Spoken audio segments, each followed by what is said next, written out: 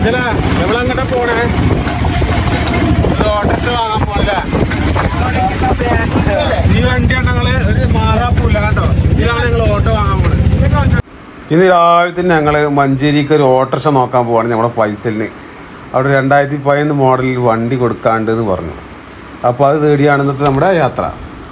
അപ്പോൾ ഇന്നൊരു തിങ്കളാഴ്ച ദിവസമായതുകൊണ്ട് തിരക്കോ കാര്യങ്ങളൊന്നുമില്ല. സ്കൂളൊക്കെ പൂട്ടിയോണ്ട് ആളുകളെ തിരക്കോ എന്താ പറയുക അങ്ങനത്തെ സംഗതികൾ റോഡുമൊക്കെ കാണുന്നില്ല. വണ്ടി ഒന്ന് ചെക്കപ്പ് ചെയ്യാൻ പോവാണ്. അപ്പോൾ ഇവന് വാങ്ങിയ വണ്ടിയാണ്.